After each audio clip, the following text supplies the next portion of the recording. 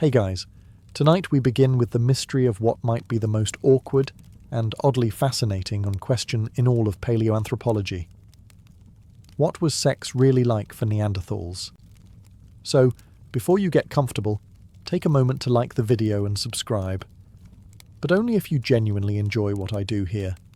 And let me know in the comments where you're tuning in from and what time it is. It's always fascinating to see who's joining us from around the world. Now, dim the lights. Maybe turn on a fan for that soft background hum, and let's ease into tonight's journey together. You awaken to the sound of wind dragging frost across stone. The sun hasn't yet climbed above the distant ridge, and your breath rises in small puffs, visible even inside the cave. You're a Neanderthal. Short, broad, strong, and built like someone who wins every wrestling match simply by standing still. Your world is cold. Not in a poetic, emotionally distant way, literally cold. Glacial winds sweep through the steppe, and snow clings to every crevice. You wear the hide of a reindeer, not for fashion, but because it was either that or freeze your extremely important anatomy off. You didn't tan the hide yourself, of course. That was your mate's job, and they're better at not making everything smell like wet goat. Your hands are calloused from shaping flint. Your knees ache from squatting over fire pits. And your hair? It's somewhere between mossy helmet and feral dog caught in a windstorm. Grooming is done with bone combs and occasional help from bored group members who may or may not be picking lice for fun. Your tribe is small. A dozen or so individuals, some old, some younger. You know them all by scent before sight. There's no written language, no surnames, and certainly no secrets. Everyone hears everything, even the moments you wish were private. You live in a shallow cave that's dark, smoky, and damp. Not the seductive kind of dark, just the hope that mould isn't sentient yet kind. The hearth is the heart of it all. Food is shared, stories are gestured more than told, and sleeping arrangements are mostly dictated by who doesn't snore like a dying aurochs. Sex, in this world, isn't casual, though it might seem that way from the outside.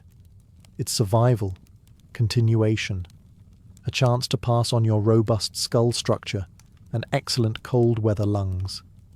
But it's also bound by a kind of closeness born from shared hardship. You don't date.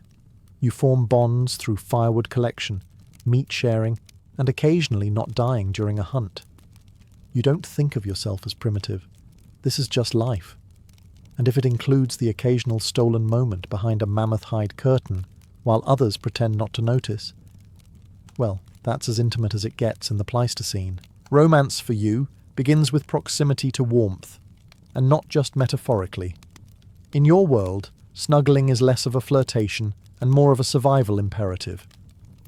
If you're not pressed against at least two other hairy bodies by nightfall, you're either incredibly brave or about to become a stylish Neanderthal popsicle. Forget candlelit dinners, the real aphrodisiac. A fire that actually stays lit through a snowstorm, and someone who doesn't hoard all the dried marrow scraps. Swoon. There's no will they, won't they. It's more like, will they share their mammoth fur? Yes? Then they're clearly into you. You don't have words for love, but you do have gestures. A gifted fox tooth, a perfectly cracked marrow bone, or the rare sharing of a dry sleeping spot. These are declarations of deep affection. You once saw someone give away the good part of a hair. It was practically a marriage proposal. Bathing isn't really a thing, but if someone scrapes the grime off your back with a flint scraper while humming what might be a tune, you're halfway to intimacy. The smell of your mate isn't something to hide. It's a reassuring blend of smoke, sweat, and crushed roots. Basically the prehistoric equivalent of cologne, if cologne came with bits of bark in it. The mating ritual begins around the fire, subtly. A glance, a grunt, an offered scrap of meat. You inch closer, testing the waters, or, rather, the furs. If they don't scoot away or throw a rock, you're making progress. There are no long conversations, no courtship dances, unless you count the awkward shuffle you do when trying to sit close without knocking over the cooking stone. Yet somehow, it works. You've survived a winter together, and in your world, that's a commitment stronger than any spoken vow. And so you lie together, two steaming lumps in a sea of fur and bone, listening to the fire pop and someone in the back of the cave snore like a dying bear. It's not glamorous, but in the Ice Age, it's downright romantic. Love, for you, begins and ends with shared warmth, a steady fire, and the unspoken agreement not to steal the last piece of roasted marrow. Your tribe consists of about 12 individuals, give or take whoever didn't fall into a ravine this month. It's not a bustling metropolis. It's more like an uncomfortable family reunion that never ends. You don't swipe left or right. You just look across the fire and realise, again, that your only viable partner is the one who bit you last week over a rabbit thigh. This is the brutal math of prehistoric romance. Fewer people, fewer choices, higher chance your crush is also your second cousin. There's no shame in it, at least not yet. The concept of genetic diversity hasn't been invented, but even your instincts seem to know that repeating the same faces too many times might lead to some undesirable results. Which is why, when a neighbouring band visits during the warmer months, things suddenly get a little more flirtatious. You clean yourself up, which means scraping some dried gunk off your leg and shaking the lice out of your furs. You watch the visitors arrive with a level of interest usually reserved for mammoth sightings, a stranger with unfamiliar smells, and possibly fewer visible injuries. It's practically erotic. But let's not get ahead of ourselves. Competition is fierce. One look, one gesture, one slightly less terrifying facial expression can make the difference between mate and awkward fireside avoidance for the next 3 winters. Back in your own group, the options are cozy. You know everyone's habits. Who steals meat? Who snorts while sleeping? Who can't make fire without panicking? Love in a small tribe is less about sparks flying and more about managing low expectations. If someone doesn't actively insult your cooking or throw rocks when annoyed, they're a keeper. That being said, relationships form, sometimes out of necessity, sometimes out of routine, and sometimes, in the rarest of cases, because someone makes you laugh by mimicking a dying cave lion. It's the little things. Still, mating within such a tight circle comes with complications. Rivalries, jealousies, confusion over who's bonded with whom, especially when everyone sleeps in a pile and names are just different grunts. In a world this small, love isn't blind. It's just nearsighted and incredibly forgiving. You don't have a language. Not really. Not in the let's talk it out kind of way. You've got grunts, hand signals, facial twitches, and one very expressive eyebrow that somehow means both food and back off. It's a communication style built less on grammar and more on surviving long enough to grunt again tomorrow. Romance, as you might guess, is therefore an interpretive dance of vague noises and hopeful eye contact. You don't flirt with words, you flirt with posture. A subtle lean toward the fire, an offering of a slightly less burnt tuber, or a grunt pitched a little lower than usual. Think less Shakespearean sonnet, more enthusiastic throat clearing. You've tried to express feelings before, a thoughtful gift of moss, a shoulder pat that didn't accidentally dislocate anything. But emotions are hard to articulate when your vocabulary includes 5 vocalizations, one of which is reserved exclusively for falling rocks. Still, your tribe gets it. Somehow, amidst the roaring wind and snapping bones, they understand each other. One sharp grunt means danger. A soft cooing sound means you're trying to soothe a baby, or at least pretending it's not yours. And a long, low groan while staring at someone usually translates to, "I find you acceptable in this dim, smoke-filled light." Arguments happen too, but they're fast and loud. A burst of flailing arms and intense glares. The upside is that once someone throws a stick, the conversation ends. Resolution by projectile. Surprisingly effective. But in this world of limited words, emotions still run deep. When your mate looks at you after a shared kill, blood on both your hands, soot on your face, and that unmistakable expression that says, You didn't completely ruin this hunt. That's affection. Maybe even love. Children learn by mimicking, not listening. You once watched a toddler try to seduce a rock with a leaf because they saw the grown-ups do it. It was oddly convincing. So yes, you live without complex language. But you make do with glances, grunts, and the occasional playful nudge that doesn't end in injury. You don't need flowery speech to find connection. Just warmth, shared food, and the mutual understanding that if anyone takes your mammoth rib, they're sleeping outside. You're holding a sharp rock. That's not a metaphor. It's literally a rock you've been sharpening all morning, with intense focus and vague sexual frustration. In your world, a well-shaped flint blade is not just a survival tool. It's an extension of your personality. Some say romance is dead. You say romance is shaped like a pointy scraper and stained with mammoth grease. When it comes to impressing a potential mate, tools are your flowers and poems. A hand axe with a good grip. That's seductive. A fire starter that only takes 3 strikes. Irresistible. You once saw someone craft a bone awl so delicately that it caused a minor love triangle and at least one minor stabbing. But it's not just the tools, it's what you do with them. Like carve designs into your arms with ochre and bone shards. No one told you to do this, and there's no gallery to showcase your work.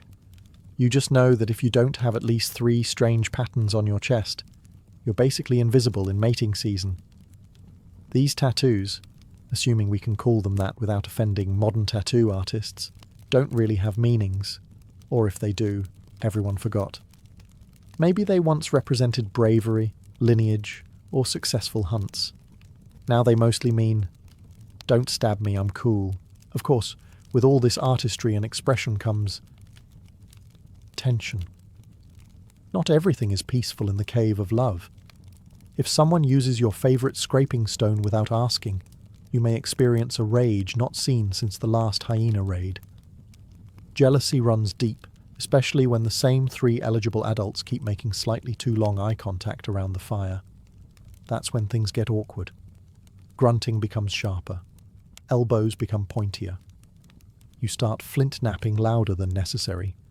Your rival might casually toss an extra-large spearhead into the pile, a silent power move that says, I killed a boar. What did you do today? And yet, somehow, it works. Amidst the clashing tools, ochre smears, and passive-aggressive bone carvings, relationships emerge. Because nothing says, I'm into you, like gifting someone a well-balanced hand axe and not immediately clubbing them with it. Love, in the time of Neanderthals, is loud, sharp-edged, and deeply practical. So, you've survived the hunt, shared your mammoth marrow, and exchanged vaguely romantic grunts by firelight. One thing leads to another, mostly because there are no doors in your cave. And now you're lying next to your mate on a mossy pile that's 70% warmth, 30% insects, and 100% romantic. But what now? There's no Netflix, no deep philosophical post-lovemaking chat. Just your breath visible in the cold air and the soothing drip-drip of water from a nearby stalactite. You roll over, making just enough noise to signal you're not asleep. Your mate responds with a grunt that could mean contentment, regret, or there's something crawling on me again. It's hard to tell. You attempt to initiate conversation, which consists of scratching your arm rhythmically and pointing at a rock formation that sort of looks like a bear. They nod. Emotional connection established. You both settle into silence, not because you're awkward, but because you don't have the linguistic tools to make it awkward. There's comfort in that. No overthinking, no analysing tone, no accidentally calling someone the name of your previous cave crush. You just exist. Together. Warm and possibly covered in shared lice. Occasionally your mate might reach over and pat your thigh with the tenderness of someone who didn't actively try to stab you today. That's affection. Or they'll hand you a slightly less filthy piece of hide to wrap around your shoulders. That's love. Or at least their way of saying, you snore, but you have nice hair. And then comes the snoring. Loud, unfiltered, and deeply primal. A lullaby of gurgles and wheezes echoing off the cave walls. You don't mind. It's familiar. Like the sound of mammoths stomping in the distance, or your neighbour choking on bone fragments. Pillow talk, in your world, isn't about words. It's about shared warmth, shared space, and the subtle art of not rolling too far into the cold while still maintaining plausible intimacy. And if you wake up tomorrow and they haven't stolen your best fur or wandered off with your flint blade, that's a relationship milestone. Your mate is pregnant. Again. You figured something was up when she hurled a pine cone at you for breathing too loudly. Also, she's been hoarding berries like a winter bear and throwing up every time someone roasts lizard near the fire. Classic signs. Pregnancy in the Ice Age isn't exactly a glowing miracle. It's more of a survival lottery with swollen ankles and unpredictable mood swings that could escalate to projectile bone clubs. There are no midwives, no prenatal herbs, and no concept of taking it easy. Just a heavily pregnant woman still expected to gather firewood and possibly club a hyena if it gets too nosy. You, of course, do your part. You offer her the juiciest grubs. You grunt supportively. You carve a vaguely humanoid figure into a stick and say, "For baby." She stares at it like she's deciding whether to be touched or annoyed. Probably both. The tribe has seen it all before. Babies are always arriving, some healthy, some not. Everyone keeps their expectations low and their spare pelts ready. A new life is a cause for celebration, yes, but also for anxious glances at dwindling food piles. More mouths, less mammoth. The elders tell you this is natural. One old woman points to her 10 children and says something that may translate to, "They all survived," or "They all disappeared in the river." Hard to tell with her toothless mumbling. Your mate sleeps more now, wrapped in layers of hide like a grumpy burrito. You keep watch, shooing away anyone who gets too close. Especially that one cousin who still thinks flirting means showing off his squirrel skull collection. You worry, of course. The last birth wasn't easy. The healer used a mix of moss, humming, and hopeful squinting. But you're optimistic this time. Maybe it's the way your mate still sharpens her spear daily, or the fact that she hasn't thrown it at you in a week. And when she places your hand on her belly, swollen, warm, and unmistakably kicking, you feel something rare. Not just fear, not just survival, but the strange, tender hope that this tiny, kicking creature might outlive you both. Even if it does inherit your hairline, you're minding your own business, maybe sharpening a spear, maybe lovingly rearranging your flint collection when they show up. Tall, slender, suspiciously smooth foreheads, less brow ridge, weirdly artistic. These newcomers call themselves Homo sapiens, and they walk like they invented walking. At first, you don't know what to make of them. They smell different. Not bad, just intentional. Like they rubbed berries on themselves on purpose. One of them draws something on a cave wall that actually looks like an animal. You're torn between awe and rage. You've spent years scratching mammoth-shaped blobs into stone, and here comes Captain Thin Nose sketching like he's on prehistoric Pinterest. The sapiens have tools too, but they're delicate. Bone needles, fishing hooks, jewellery made from snail shells. You briefly wonder if one of them is single. Then you remember they also brought weird rituals, loud songs, and a tendency to domesticate everything, including you if you're not careful. Their language? Faster, full of vowels, and somehow condescending even when they're just asking for berries. One of them tries to mime a greeting. You think they're choking on a beetle and hit them on the back. They stop talking to you after that. And then, inevitably, the flirting begins. The sapiens eye your tribe like you're a menu at a meat market. Some of your kin look back. After all, new blood is new blood. And those shell necklaces? Kinda hot. You suddenly feel deeply insecure about your own fur loincloth and lack of symmetrical tattoos. Mating across species lines becomes a thing. No one talks about it openly, but the cave next door has been suspiciously giggly lately, and a lot of ochre has gone missing. You don't hate them. Not exactly. But you can feel the change. They have strange tools. bigger groups, a tendency to build, organize and complain about things like grain. You, on the other hand, still hunt, grunt and survive. Still, you notice your mate watching them. Their fire burns hotter, their cave doesn't smell like damp bear. And they have this unsettling habit of smiling with their teeth. It's the beginning of the end. But you don't know that yet. You just know that one of them offered you cooked fish, and it was actually kind of good. You didn't even know you were capable of jealousy until one of the Homo sapiens gave your mate a shell bracelet with a polished center. Suddenly something inside you snapped. Not a bone, this time, but something deeper. You don't have a word for it, but it makes you want to growl, throw a rock, and mark your territory with extra urine. Your mate giggled at him. He's got smaller brow ridges, sure, and his pelt looks like it was washed in a stream that doesn't double as a urinal. But still. Giggling, you try to act cool. You casually sharpen your spear near them for 6 hours. You lift a heavy mammoth skull and flex unnecessarily. You cough loudly every time he speaks. Unfortunately, you have the social subtlety of a warthog with sunstroke. This strange new emotion, let's call it ugh feeling, spreads fast. One of your cave cousins throws a rabbit carcass at his mate after she compliments a sapien stone bead necklace.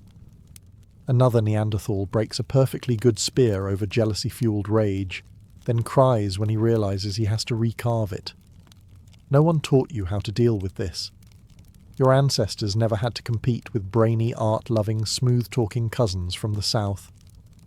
Back then, courtship was simple. Share meat, don't club each other, raise offspring until they can run from wolves. Now it's all mixed signals. Your mate smiles at you. But did she smile more at the guy who knows how to make fire without flint? You pat her head affectionately, and she recoils. Not because of jealousy, but because your hands still smell like fermented badger. One night you catch her and the sapien laughing at something near the fire. You ask what's so funny. She tries to explain. You don't understand. It stings worse than stepping on sharp bone. That's when it hits you. Homo sapiens invented jokes, and with them, jealousy. So, you storm off, sit on your rock, and sulk dramatically. It's not productive, but it feels right. You don't know it, but you've just participated in the first prehistoric emotional spiral. Congratulations. You've officially unlocked an exclusive feature of sentient life. Emotional torment. Now go punch a tree and pretend it helped. You used to think you looked good. Thick brow ridge, powerful jaw, a fur pelt that screamed, "I killed this myself." But that was before the Homo sapiens brought style to the valley. Suddenly, it's not enough to wear mammoth skin. Now it has to be draped. Now beads matter. Now everyone's asking if your leggings are sable or mud-dyed. And you're like, what's mud-dyed? While standing there wearing a squirrel pelt tied with sinew. The younger Neanderthals, traitors, are into it. One of them is braiding his hair with bird bones. Another shows up with face paint made from crushed berries and announces, "This shade is called Intimidated Elk." You hate how good it looks. You try to keep up. You smear some ash under your eyes, thinking it gives a mysterious hunter vibe. Instead, it gives, "I fought a fire and lost." Your mate sighs and helps you wash it off with a handful of moss. It is not a proud moment. And the sapiens? They strut like peacocks. One of them wears a cape made from stitched-together rodent hides and walks like he's the shaman of Fashion Week. The worst part. Everyone stares, in admiration. He probably doesn't even hunt. There's now an unspoken competition at every gathering. Who has the most vibrant beads? Whose furs are the cleanest? Who accessorized their club handle with decorative grooves and notches? It's exhausting. You begin to realize that fashion is no longer about warmth or function. It's about vibes. A whole cultural war is breaking out over decorative feathers. Someone actually tries to smuggle in dyed feathers from another tribe. A fight breaks out. Clubs are thrown. A necklace is snapped in slow motion. The elders grumble, but even they're not immune. One of them shows up one day wearing a feathered headdress and says, "I'm reclaiming my youth." Everyone nods solemnly. No one mentions the dead chicken it clearly came from. Eventually you give in. You add a little flair. A necklace here, a bone bracelet there. You catch your reflection in a puddle and think, maybe I don't look entirely like I rolled out of a bear den anymore. And for the first time, you understand a terrifying truth. Even in the Stone Age, appearances matter. You think courtship is about meat and grunting. And in many ways, you're not wrong. But beneath the mammoth stakes and awkward fire-gazing lies a budding complexity you never asked for, prehistoric psychology. You wake up one morning and realize you're strategizing. Should I bring her the biggest bone from the hunt, or is that too desperate?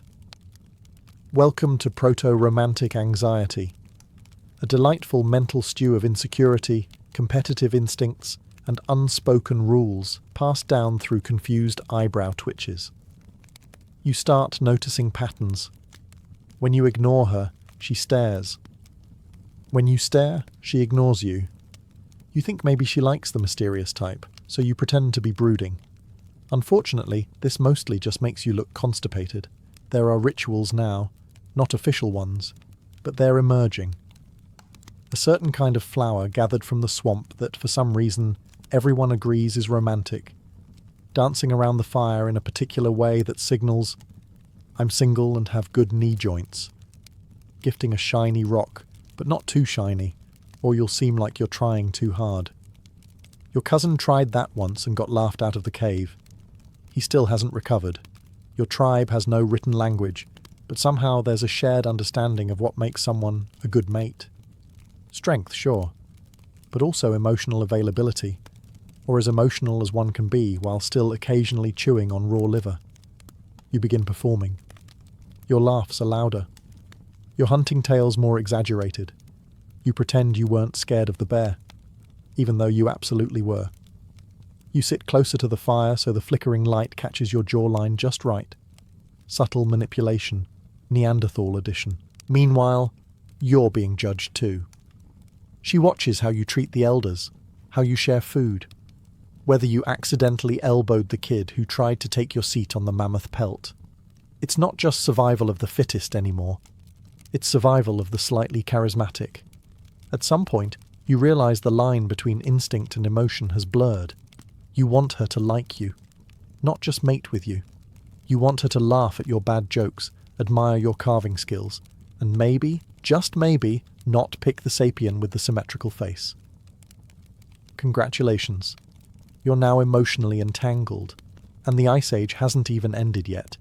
You didn't leave behind a cave painting. You never learned to play the bone flute. You once got your foot stuck in a badger hole and were mocked for 2 lunar cycles. And yet, somehow, your genes survive. You're not entirely sure how. Maybe it was your average charm. Maybe it was the one time you managed to kill a wild boar and didn't gloat about it for a whole week. Or maybe, just maybe, your mate saw something in you that wasn't forehead width or muscle mass. Something softer. Something like not actively drooling during courtship. Your children are small, loud, and mostly sticky. They throw bones at each other and chew on moss. One of them screams at birds, but they're alive, and they carry your brow ridge. You take a moment to realize what this means. You've passed on your instincts, your weird shoulder-to-neck ratio, your suspicious squint, and, tragically, your inability to digest mushrooms. You've made it. Not as a legend, but as genetic data. Somewhere in the valley, another Neanderthal didn't. He had stronger arms than you, a cooler fur vest. He once balanced 3 rocks on his head to impress a girl, but he got kicked by a reindeer and never recovered. And now, nothing. No legacy. No shrieking toddlers biting each other in his name. Survival is not glamorous. It's not about greatness. It's about not dying long enough to reproduce, and preferably doing so before being eaten by something with fangs. And you? You did that. Your mate is still by your side. She occasionally smacks you with a stick when you forget to share berries, but that's love in its purest form. You sit together by the fire one night, your cave clan sleeping in a pile behind you. You watch the stars and think, we existed, we mattered, sort of. You will never know the full impact of your DNA. That hundreds of thousands of years from now, a lab technician will spit into a tube and get a report that says 2.1% Neanderthal, likely responsible for broad nose and inability to fold fitted sheets. You don't need a monument, you are the monument. Well, you and the 47 descendants currently stealing your mammoth pelt. You don't notice it at first, just a few missing faces around the fire. A hunt that brings back less meat, a strange stillness in the trees, like the forest knows something you don't. Then the whispers start. Well, gestures really, since nobody has invented whispering yet. The sapiens are moving in, more of them, with sharper tools, taller spears, smaller jaws but bigger plans. Your tribe shrinks. Not from battle, but from something worse. Outbreeding. Your best hunters are now shacking up with smooth-chinned Homo sapiens, seduced by their symmetrical skulls and suspiciously white teeth. One even brings back a bread thing. You pretend not to care. You eat it anyway. You try to hold the tribe together, but the signs are everywhere. Fewer children look like you. The brow ridges are getting dainty. Someone builds a round hut. Someone else paints a horse with 3 legs. Standards are slipping. The old ways are fading. You and your mate sit quietly by the fire. She looks tired. Not old, just done. She used to run faster than deer. Now she watches your children, and theirs, chase each other with sticks that have been polished. You miss the rough sticks. They had character. The weather shifts. The animals migrate differently. Plants you used to gather are gone. Even the mammoths seem over it. You hear stories from the mountains. No Neanderthals left up there either. You nod. You've heard that before. One night, a sapien child calls you uncle. It's meant with affection, but it hits like a club to the chest. You realize your name will not survive. Your voice, your stories, your precise technique for cracking marrow bones, all gone. And yet, you're not angry. Just resigned. This is how it ends. Not with a war drum, but with a whimper and an awkward shared campsite. You take one last walk through the valley. Your valley. The one where you cracked your first joke. Fell in love. Taught your son to throw a spear. You crouch beside a stream and splash your face with cold water. You look up. A sapien's child stares back. Wide-eyed. Curious. His mother calls him. He runs. You vanish into memory. But your blood does not. You, a once grunting, fire-hoarding, mammoth-hunting legend, are now a data point. A fascinating mystery to modern Homo sapiens who spend more time sitting in chairs than squatting in bushes. They peer into your bones with lasers. They argue about your mating habits on the internet.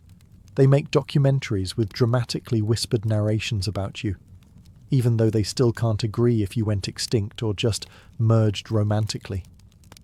Archaeologists brush your skull fragments like they're holding the Holy Grail.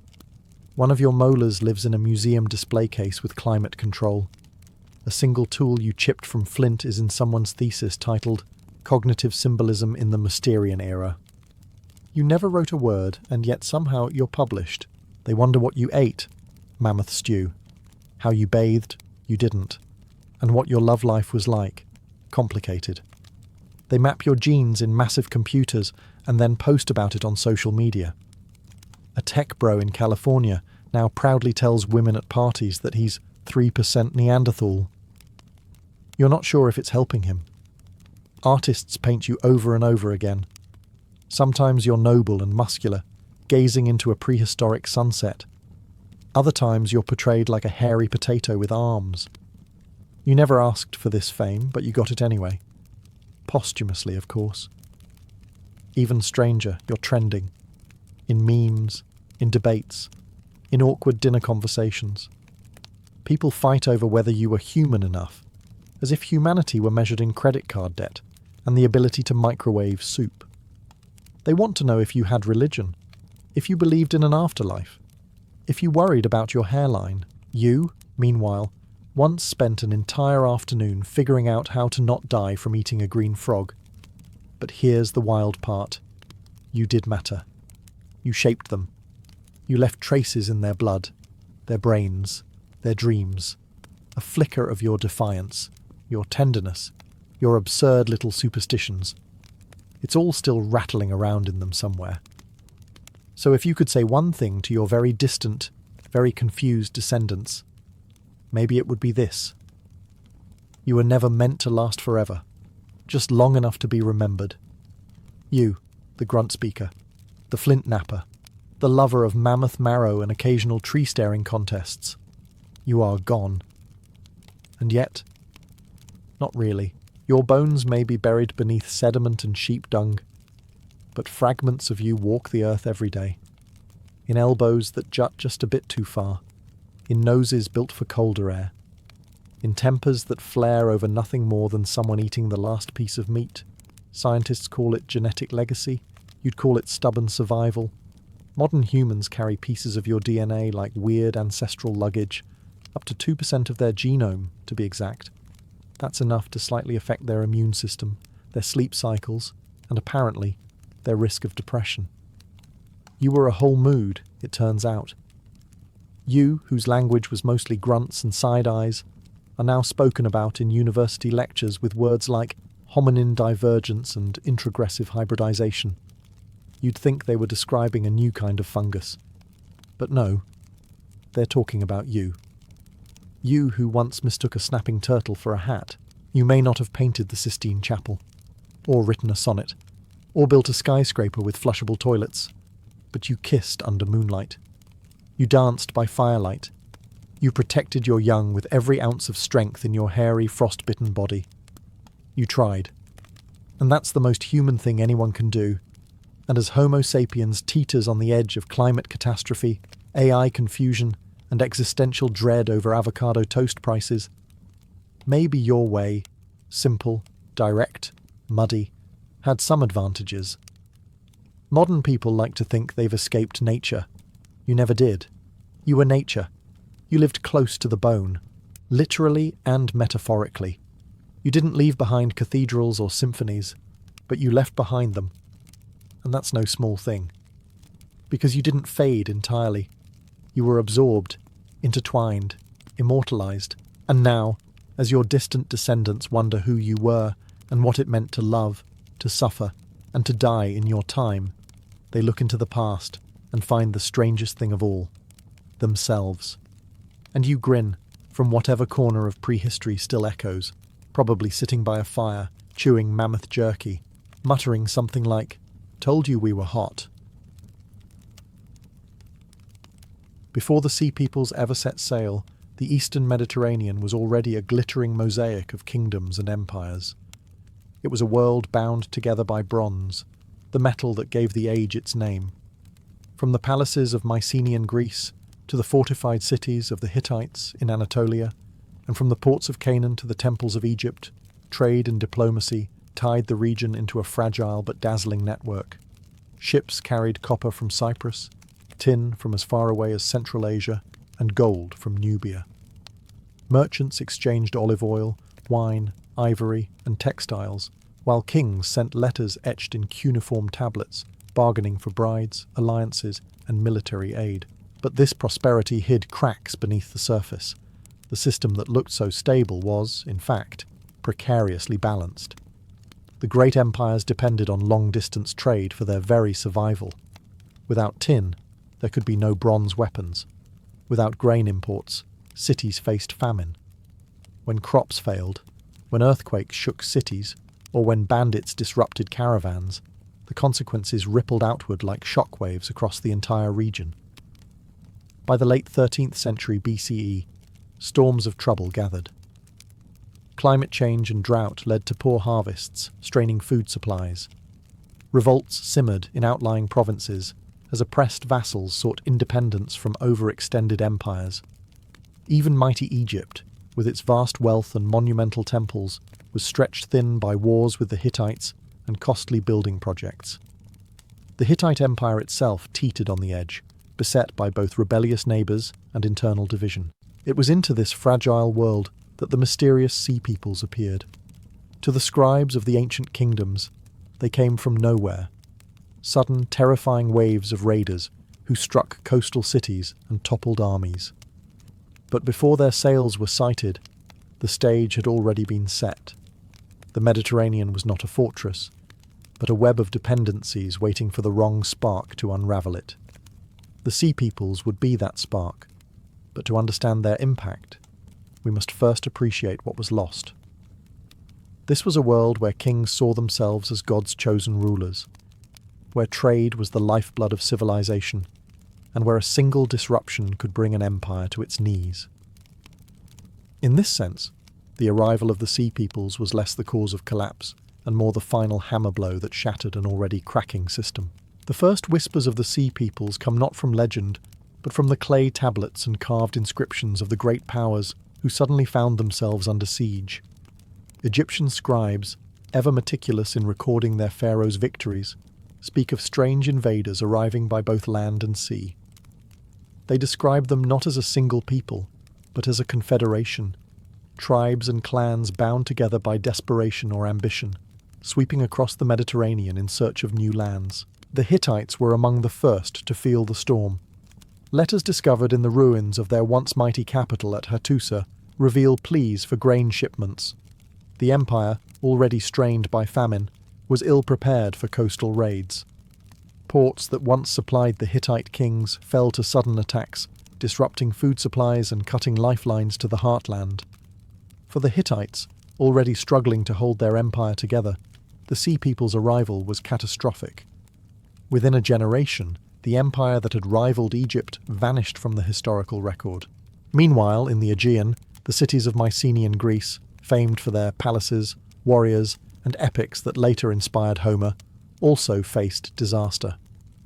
Archaeology reveals layer upon layer of destruction in once thriving centres like Pylos and Mycenae.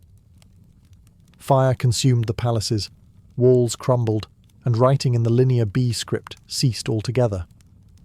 While scholars debate whether the Sea Peoples were the direct cause, or whether they arrived as opportunists after internal collapse, the result was the same.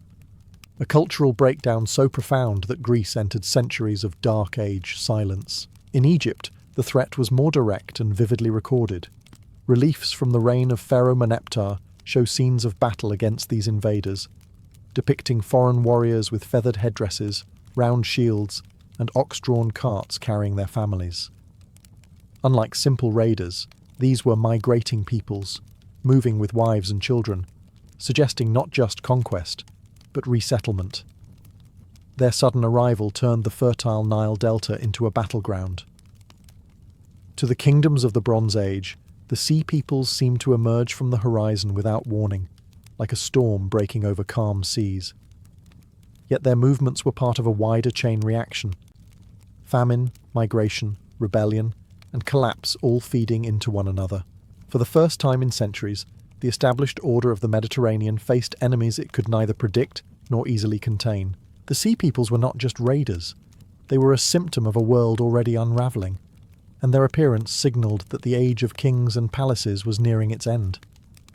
The great mystery of the Sea Peoples is not only what they did, but who they were. Ancient sources name them with cryptic labels: Shurden, Shekelesh, Peliset, Danayan, Jekka, and others. Each name hints at a distinct group, perhaps with its own homeland, yet they appear in history as a shifting alliance bound by the shared act of migration and war. Scholars have tried to match these names to later peoples, suggesting the Shurden may have been ancestors of Sardinians, the Peliset linked to the Philistines of the Bible, the Danayan perhaps connected to the Homeric Danaans of Greece, but certainty eludes us. What unites the fragments of evidence is the image of a restless, seafaring population. Their weapons, long swords, spears, and large round shields, appear in archaeological finds across the Mediterranean. Their helmets, often depicted with plumes or horns, set them apart from the armies of Egypt or the Hittites. They were not simply mercenaries. Though some were hired as soldiers in foreign armies, many came as migrants with wives, children, and livestock in tow. This detail suggests desperation, a mass displacement rather than mere raiding. Why did they move? Here, history blurs into speculation. Some argue climate change and famine pushed them from homelands in the Aegean or Anatolia. Others point to the fall of Mycenaean palaces, which may have expelled warriors and their dependents into the wider Mediterranean. Still others suggest political upheaval forced entire communities onto the seas. Whatever the cause, their movement was no mere trickle. It was a tidal wave that reshaped the political map. Egyptian records describe them as a coalition, not unlike a pirate confederacy, though far more dangerous. Reliefs show their ships, sturdy, wide-hulled vessels with crews of warriors ready to leap ashore. Their mobility made them unpredictable. They could strike a coastal town, vanish into the horizon, and reappear hundreds of miles away. But unlike ordinary raiders, they aimed to conquer, settle, and claim territory. To the Bronze Age empires, the Sea Peoples embodied chaos. They had no single king, no permanent capital, and no fixed borders. This made them nearly impossible to defeat permanently. Even if one band was crushed in battle, others continued their march, driven by hunger, opportunity, or sheer momentum. In truth, the Sea Peoples remain an enigma. We know them only through the desperate accounts of the civilizations they attacked. And in those records, they are not individuals, but a storm, an unstoppable force that swept across the Mediterranean and left only ruins in its wake. By the dawn of the 12th century BCE, the movements of the Sea Peoples had escalated from raids to full-scale campaigns. The pattern was always the same: swift arrival, sudden devastation, and the collapse of cities that had stood for centuries. Archaeology across the Mediterranean bears silent witness to their passage: charred ruins, toppled walls, and abandoned palaces. In Anatolia, the Hittite Empire, once one of the great powers of the Near East, fell shockingly fast. Cities along the coast, crucial for supplying the empire with grain and trade goods, were hit hardest. Ugarit, a bustling port city in modern-day Syria, provides a chilling snapshot of the chaos. Letters found in its ruins plead for urgent military aid. The enemy ships are already here, our cities are burning. No rescue came. The city was destroyed, its palaces reduced to rubble, its population scattered or enslaved. For Ugarit, the Bronze Age ended in a single catastrophic blow. Farther west, the Aegean also burned. The Mycenaean citadels, once centres of wealth and power, fell in waves of destruction. Pylos, famed for its palace archives, was sacked and abandoned. Mycenae itself, the legendary seat of Agamemnon, was scarred by fire and never regained its former prominence. Whether the Sea Peoples caused these disasters directly or arrived as opportunists amid internal turmoil, their presence amplified the collapse. The great warrior kings of the Mycenaean world vanished into myth, leaving behind little more than epic poetry to preserve their memory. Even Egypt, the most enduring of the Bronze Age kingdoms, was shaken. Under Pharaoh Meneptah, inscriptions describe a great battle in which the Sea Peoples and their allies attempted to invade the Nile Delta. Reliefs depict chaos on the water: Egyptian ships clashing with foreign vessels, arrows raining down, and enemy warriors tumbling into the Nile. Though Egypt claimed victory, the struggle revealed the scale of the threat. These were not mere raiders, but organized forces capable of challenging one of history's greatest civilizations. Everywhere they went, the Sea Peoples left more than ruins. They left fear, instability, and an enduring sense that the old order could no longer protect its people. The world of palaces, scribes, and kings was crumbling under the weight of fire and sword. The campaigns of the Sea Peoples were not isolated acts of violence. They were shockwaves that rippled across the Mediterranean, accelerating the collapse of an interconnected world. And for the survivors, the question became not how to rebuild, but whether rebuilding was even possible. If the Sea Peoples toppled kingdoms across the Mediterranean, Egypt was their final and fiercest challenge. By the early 12th century BCE, waves of migrants and warriors pressed into the Nile Delta, threatening to overwhelm the land that had been a superpower for over 1,000 years. But unlike the Hittites or the Mycenaeans, Egypt would not fall so easily. The pharaoh who faced them was Ramesses III, a ruler of the New Kingdom's 20th dynasty. His inscriptions, carved into the walls of the mortuary temple at Medinet Habu, remain our most vivid account of the Sea People's assault. The reliefs show war on an epic scale. Lines of Egyptian archers unleashing volleys, war chariots racing across the battlefield, and foreign ships crowded with warriors, their families and belongings piled aboard. The Sea Peoples came not as raiders, but as entire migrating communities, women, children, and ox-drawn carts following their warriors into battle. Ramesses describes them as a coalition: the Peliset, Cheka, Shekelesh, Denayan, and Weshesh. Each group had already ravaged other lands, but now they turned their eyes on the fertile Nile. For them, Egypt was not only wealthy, but offered something more precious: stability and farmland in a world where famine and war had made survival precarious. The pharaoh, however, was prepared. Egyptian spies had reported the movements of the invaders, and Ramesses set traps along both land and sea. In a decisive naval engagement, Egyptian ships, lighter and more maneuverable, surrounded the Sea People's vessels, hemming them in with grappling hooks while archers rained down arrows from the decks. On land, Egyptian chariots crushed the advancing columns before they could penetrate the Nile Delta. The invaders' wagons, meant to resettle their people, became their undoing, clumsy and slow. They were easy prey for Egyptian counterattacks. The victory was total. Reliefs show foreign warriors cut down, their wives and children captured, their ships seized. Ramesses declared triumphantly that Egypt had annihilated them, laid them low, and trampled them down.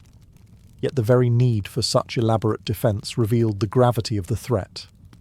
No earlier pharaoh had faced an enemy like this. A people with no single homeland, united only by desperation and the will to survive. Egypt had withstood the storm, but at great cost. The kingdom was never quite the same afterward. Resources were drained, foreign possessions in Canaan were gradually abandoned, and Egypt began its slow decline. Still, for a moment, Ramesses III had turned back the tide and ensured that Egypt's legacy would endure long after the Sea Peoples vanished into history's shadows. Although Egypt triumphed under Ramesses III, the Sea Peoples were not erased from history. Defeat in the Nile Delta did not destroy them, it scattered them. Instead of vanishing, many of these displaced peoples carved out new homes along the eastern Mediterranean coast, reshaping the cultural map of the region. The most famous of these were the Peliset, widely identified with the Philistines of biblical tradition.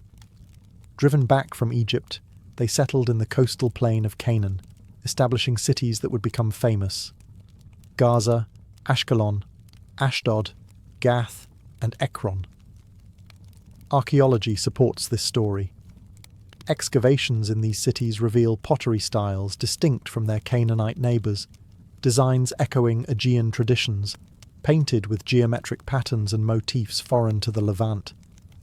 Their architecture, weaponry, and even diet suggest a blend of local customs with intrusive elements from across the sea. The Philistines were not merely refugees, they were cultural innovators who forged a new identity in their adopted land. Other groups also left their mark. The Shurden, remembered in Egyptian records as both foes and mercenaries, may have settled in Sardinia, where distinctive stone towers called nuraga appear around this time. The Cheka are thought to have taken control of the port city of Dor in northern Canaan, turning it into a maritime hub. The Shekelesh perhaps settled in Sicily, their name echoing the island's later identity. Though the evidence is fragmentary, a picture emerges of displaced peoples transforming into rooted communities, leaving legacies that survived long after the Bronze Age collapse. For Egypt, the aftermath meant withdrawal. Though victorious, the kingdom could no longer maintain its far-flung empire in Canaan. The rise of new powers, the Philistines in the coastal plains, the Arameans in the interior, made Egyptian control increasingly tenuous. What had once been Egyptian provinces became independent, or fell under the influence of new cultures born from chaos. The Bronze Age world had fractured.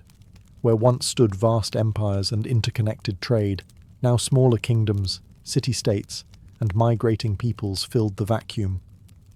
The sea peoples were both a cause and a symptom of this transformation. They had shattered old systems, but in their wake, new societies emerged, societies that would shape the course of the early Iron Age. The chaos of their invasions was real, but so was their resilience. In defeat, they became founders. Their names survive not only in inscriptions of fear, but in the living cultures that rose from the ruins of the Bronze Age. By the early 12th century BCE, the world of the great Bronze Age kingdoms was gone. Palaces lay in ruins, trade networks shattered, and literacy itself nearly disappeared in vast stretches of the Mediterranean. The arrival of the sea peoples was dramatic, but the collapse cannot be explained by them alone. They were one piece of a far larger puzzle, an upheaval so profound that historians still debate its causes 3,000 years later. Climate played its role. Evidence from pollen samples, tree rings, and dried lake beds shows a prolonged period of drought around 1200 BCE. Without rain, harvests failed, and without harvests, famine spread.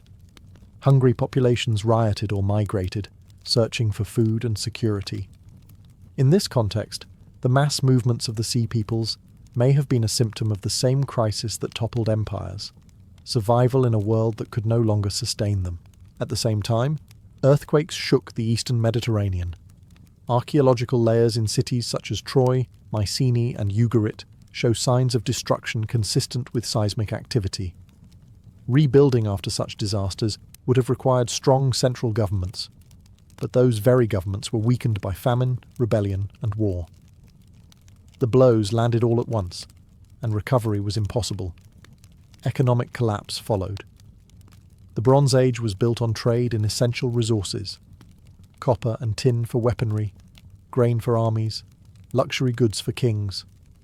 When long-distance routes were cut, whether by war, piracy, or the destruction of ports, the system unravelled. Without tin, bronze production ceased. Without bronze, armies lost their technological edge. The empires that had depended on these networks could not adapt quickly enough. Internally, revolts erupted.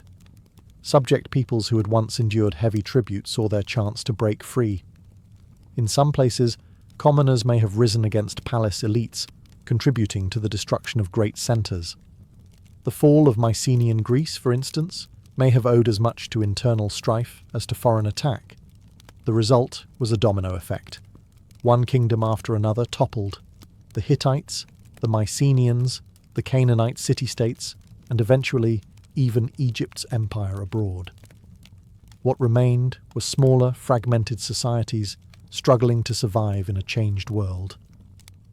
The sea peoples were remembered because they gave a face to the chaos: foreign invaders sweeping in from the sea. Yet the collapse was bigger than them. It was a perfect storm: climate, rebellion, earthquakes, famine, and war all converging. The Bronze Age had ended, and a new era, the Iron Age, was beginning. Though the sea peoples vanished as suddenly as they appeared, their memory lingered in the stories, texts, and cultures that followed. To the Egyptians, they remained a cautionary tale etched in stone, a reminder of how close the kingdom had come to being swept away.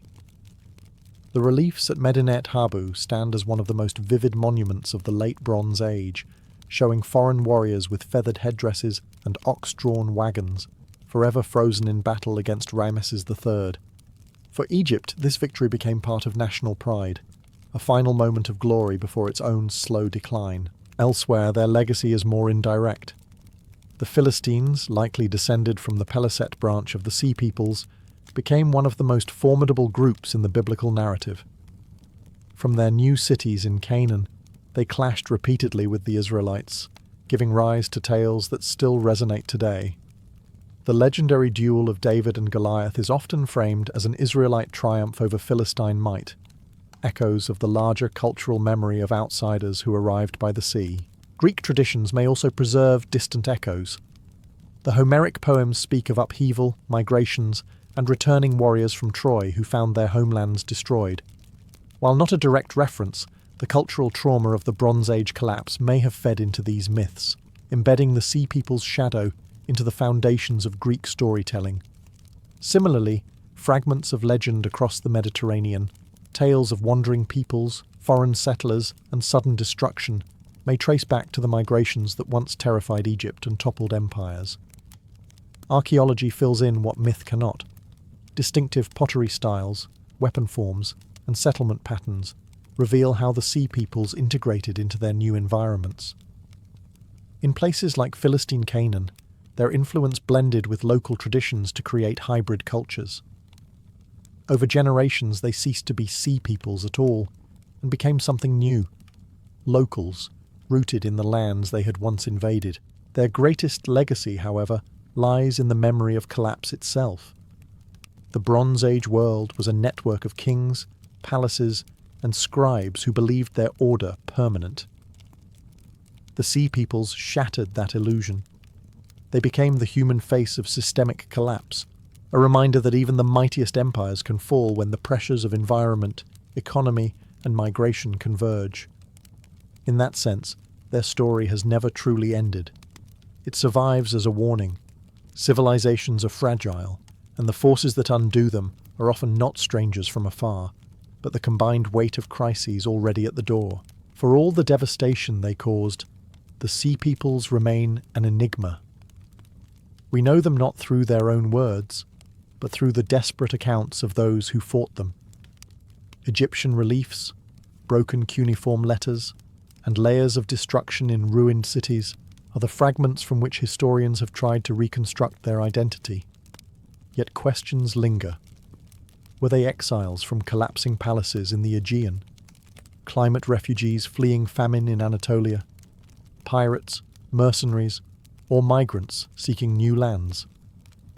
The truth may be that they were all of these at once, a shifting confederation of peoples bound by shared necessity. This uncertainty has only fueled fascination. Unlike the Egyptians or Hittites, the sea peoples left no empire, no archives, no monuments. They were remembered not as rulers, but as destroyers, the faceless storm that swept away the world of the Bronze Age. In this sense, they belong to that rare category of historical actors who shaped an era without leaving their own voice behind.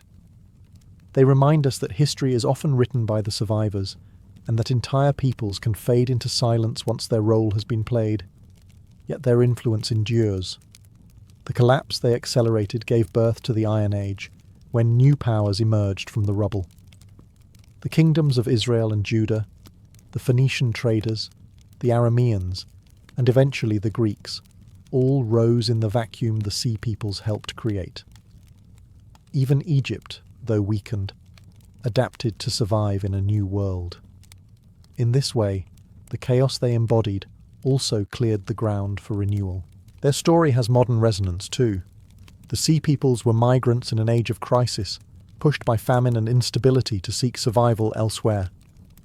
Their arrival destabilized fragile states, toppled empires, and transformed entire regions. It is a reminder that human movement, especially on a large scale, can be as powerful a force in history as armies or kings. Behind the carved reliefs of battle, we glimpse families in ox-drawn carts, carrying all they had into the unknown. In the end, the sea peoples stand as both destroyers and creators. They ended one age and helped forge another, leaving behind more questions than answers. Their sails vanished over the horizon more than 3,000 years ago, but their shadow still falls across history. A reminder that civilizations, no matter how mighty, are never eternal.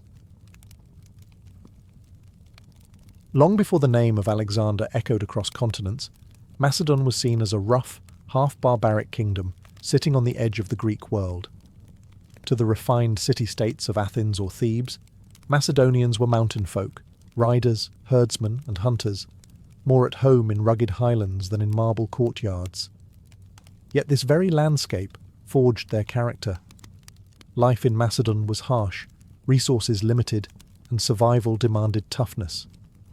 Every boy grew up handling weapons, every man was expected to ride, and loyalty to kin and king was absolute. Macedonian kings understood this warrior ethos and wove it into their rule. Unlike in Athens, where politics was debated in the assembly, or in Sparta, where discipline was dictated by the state, Macedon's power rested on personal bonds. The king was not only a ruler, but also a war leader who dined, hunted, and bled alongside his companions, the elite noble cavalrymen known as the hetairoi. These relationships created a military culture built on honor and trust. Fighting was not just duty. It was a way to prove loyalty to the monarch and win glory for the clan. Still, Macedon was not isolated. Greek influence seeped in, particularly in the reigns of kings like Archelaus and Philip II. From their southern neighbours, the Macedonians borrowed tactical thinking, the idea of drilled formations, and a taste for organised strategy. Yet they did not abandon their tribal warrior traditions. Instead, they blended them. The result was a culture that valued both ferocious courage and disciplined cohesion, a balance that most other armies struggled to achieve. What truly distinguished Macedon from the rest of Greece was its fusion of cavalry and infantry. In many Greek states, cavalry was an afterthought, but Macedon's open plains made horsemen vital. Noble families raised their sons in the saddle, and entire clans supplied mounted warriors. Meanwhile, common soldiers drilled as infantry, wielding longer spears than their southern cousins. The bond between horsemen and foot soldiers was not one of superiority, but of partnership, forged in countless campaigns along Macedonia's borders. By the time Philip II rose to power in the mid-4th century BCE, the foundations were already laid. Macedon was a society where warfare was not occasional but constant, where men lived with weapons close at hand, and where military service defined identity. What outsiders dismissed as barbarism was in truth a crucible, one that would produce an army unlike any the ancient world had ever seen. The Macedonian phalanx was the cornerstone of Macedon's military revolution, but it was not simply a copy of the hoplite formations used by southern Greeks. Philip II, father of Alexander the Great, took a familiar concept and pushed it to its absolute limit, creating a war machine that was both terrifying and nearly unstoppable. The traditional Greek hoplite fought in close ranks, armed with a round shield and a spear barely 2 meters long. In contrast, Philip armed his infantry, the pegetairoi, or foot companions, with the sarissa, a pike that could reach 5 to 6 meters in length. The sheer size of this weapon gave Macedonian soldiers a reach advantage that no enemy spear could match. When a phalanx lowered its sarissas in unison, it created a bristling forest of spear points, 5 or 6 rows deep, capable of skewering any force that tried to charge it head-on. Of course, such a weapon was heavy and unwieldy. To handle it, Macedonian soldiers carried smaller shields strapped to their shoulders, freeing both hands to grip the massive spear. Their armour was lighter than that of the traditional hoplite, sacrificing some protection for agility and endurance. Training was relentless, drilling in tight formations, learning to advance and retreat as a single body, and practicing how to keep their sarissas levelled even under pressure. The phalanx was not just a collection of men, it was a living wall of iron, each soldier locked into position by the discipline of the unit. The strength of the Macedonian phalanx lay in unity. A single man could not wield the sarissa effectively, but hundreds moving together created an impenetrable barrier. Enemies who tried to break the lines were impaled before they could get close. Cavalry found it nearly impossible to charge into such bristling pikes. Even veteran hoplites, who had prided themselves on their own phalanx tactics for centuries, found themselves outmatched by this innovation. But Philip's genius was not only in designing the sarissa phalanx, it was in making it the centerpiece of a combined arms strategy. The phalanx fixed enemy forces in place, holding them with its unbreakable wall of spears. Then, at the decisive moment, Macedonian cavalry or lighter troops could strike the flanks and finish the battle. The phalanx was both shield and hammer, a tool of dominance that turned Macedonia from a backwater into the master of Greece. This was more than just a formation. It was the beating heart of Macedonian military culture. And in the hands of Philip's son, Alexander, it would carry Macedon across the known world. Among all the weapons of antiquity, few carried the same aura of dominance as the Macedonian sarissa. This extraordinary pike was more than just a tool of war. It was a statement of innovation, discipline, and identity. To wield it was to declare oneself part of the Macedonian military machine, a cog in a system that relied on unity and precision above all else. The sarissa's design was deceptively simple.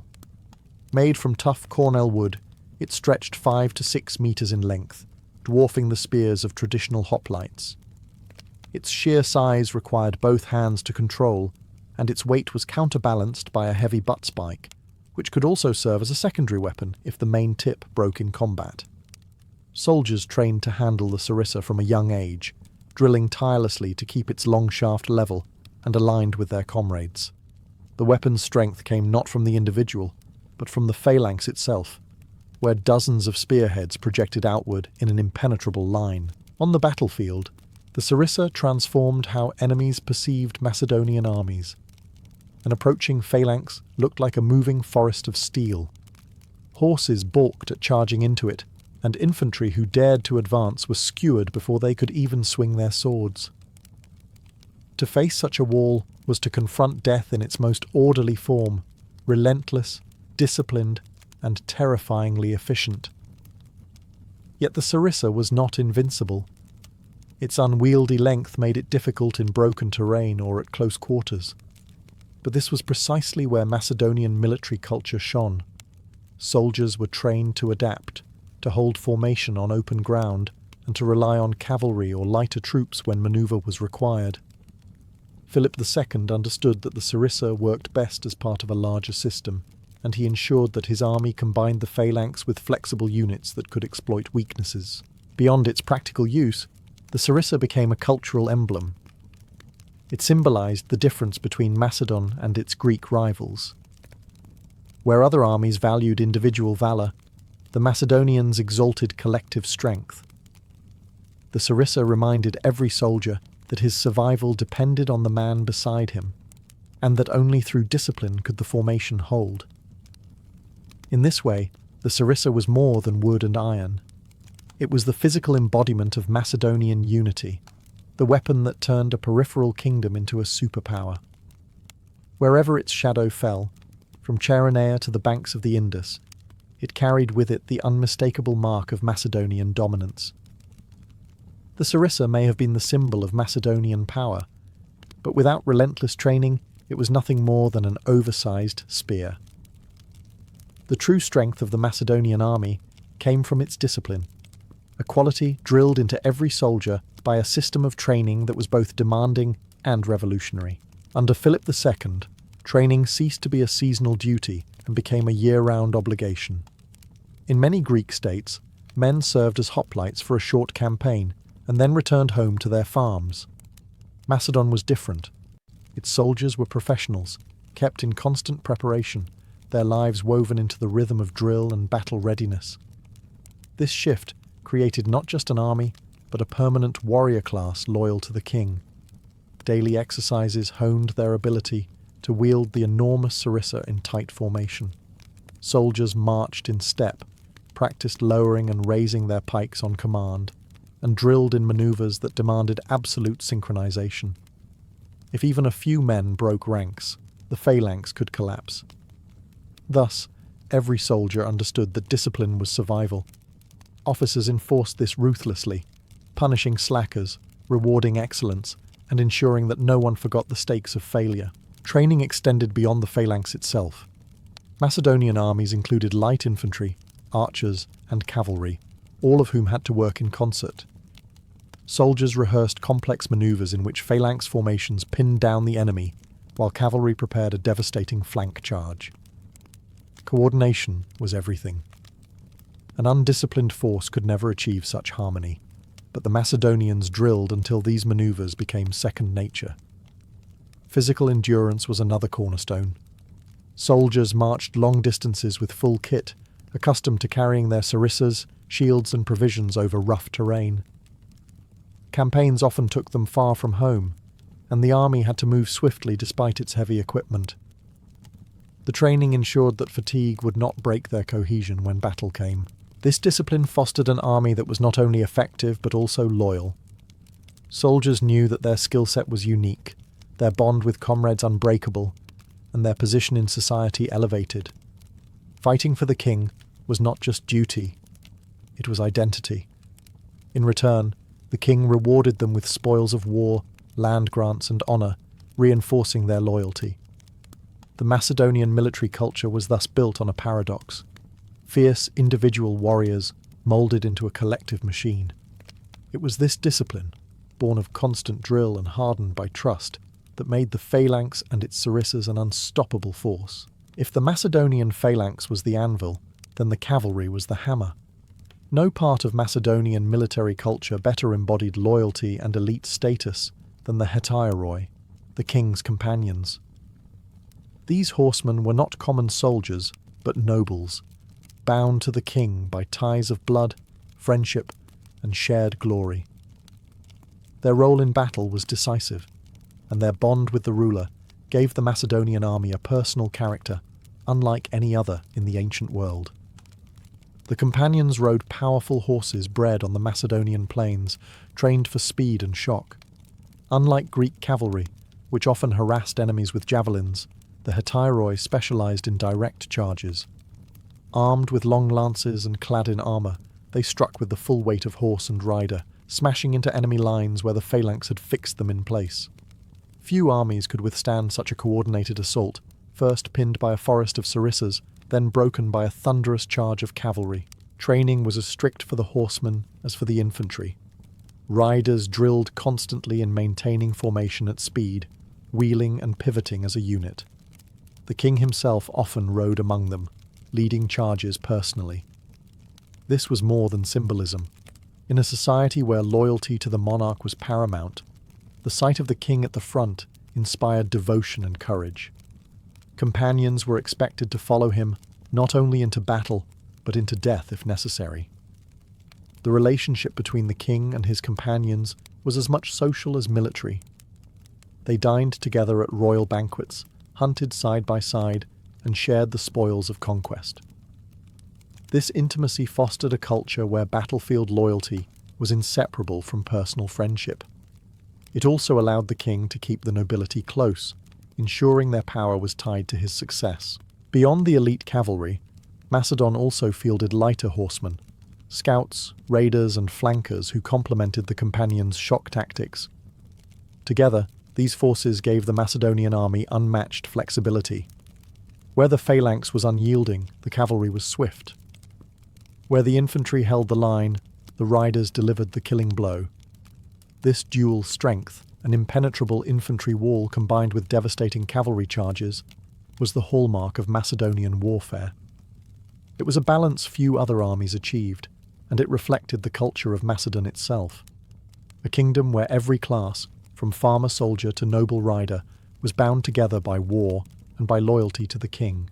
The genius of Macedonian military culture was not just in the sarissa, or the companions, but in the way Philip II, and later Alexander the Great, wove all elements of the army into a seamless whole.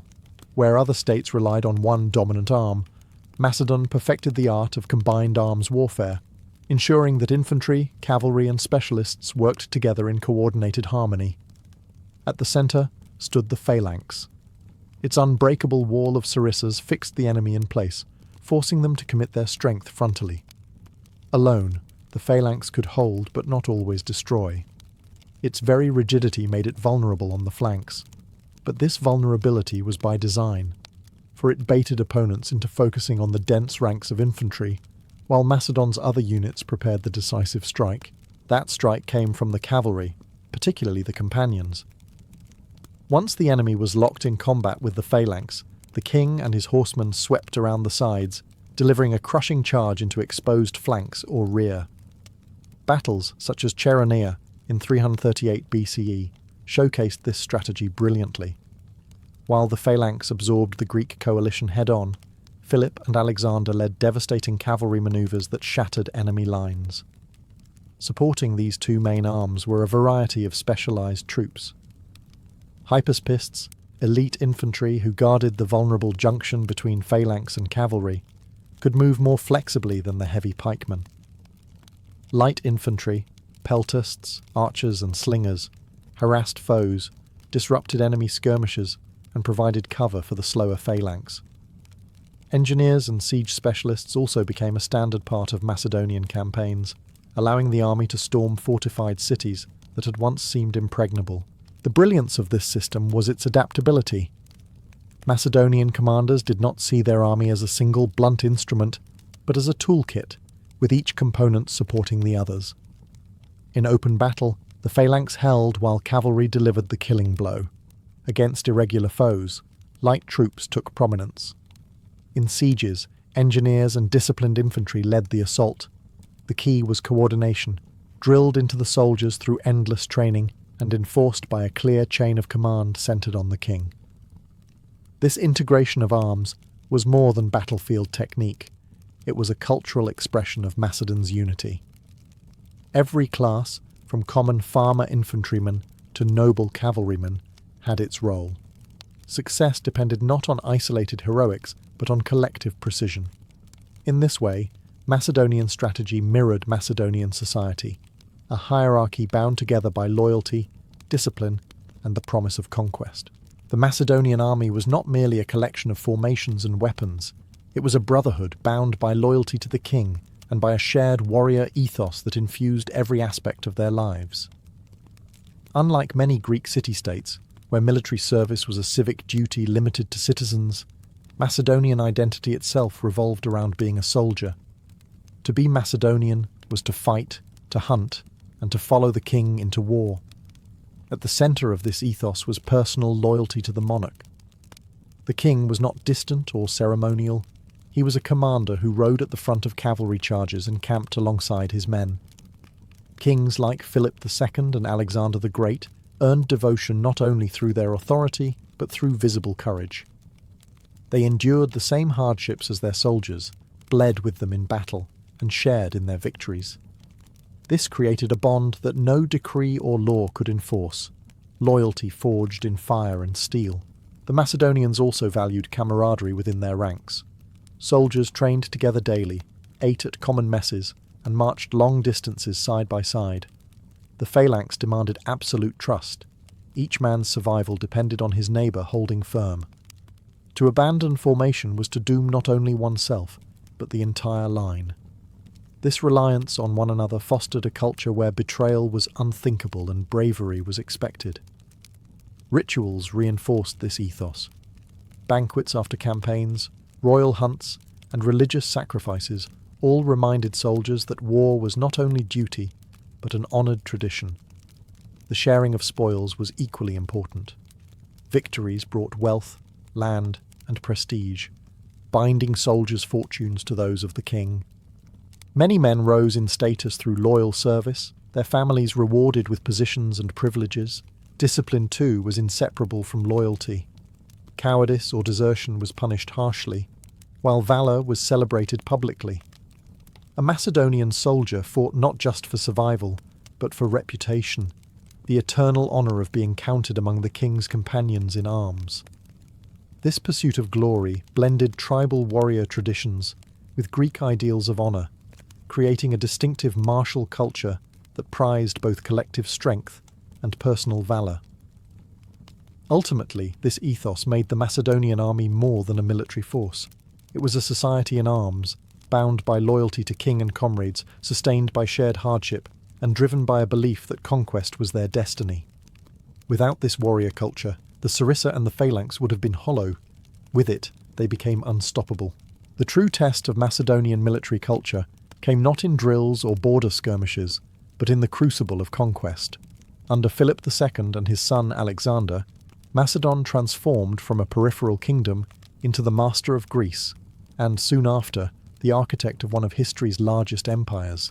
The army that Philip had forged and Alexander inherited proved itself time and again, not just through brute strength, but through strategy, discipline, and the warrior ethos that defined Macedonian identity. Philip began by unifying Macedonia itself, subduing fractious nobles and securing the kingdom's borders. Once his foundation was solid, he turned outward. In 338 BCE, at the Battle of Chaeronea, Philip and the young Alexander faced a coalition of Greek city-states, including Athens and Thebes. Here, the Macedonian system revealed its brilliance. The phalanx pinned the enemy while Philip staged a feigned retreat, drawing the Athenians out of position. At the critical moment, Alexander led the Companion cavalry in a thunderous charge, shattering the Theban sacred band and securing victory. Greece was subdued, not just by force, but by the demonstration of a new kind of warfare. When Alexander succeeded his father in 336 BCE, he inherited this military machine and carried it farther than anyone could have imagined. Against the mighty Persian Empire, the Macedonians proved that their culture of discipline and combined arms could topple even the wealthiest and most established power of the age. At Granicus, Issus, and Gaugamela, the formula repeated itself. The phalanx held firm, absorbing the brunt of Persian numbers, while the companions delivered decisive strikes at the flanks and centre. The soldiers' loyalty was tested in these campaigns, as Alexander led them across Asia Minor, Egypt, Mesopotamia, and even to the Indus Valley. Their willingness to endure hunger, heat, and exhaustion reflected not only their faith in their king, but also their deeply ingrained culture of discipline and honour. The bond between ruler and soldier, born of shared hardship, kept the army together, even when the horizon seemed endless. Macedonian conquests were not simply a sequence of victories.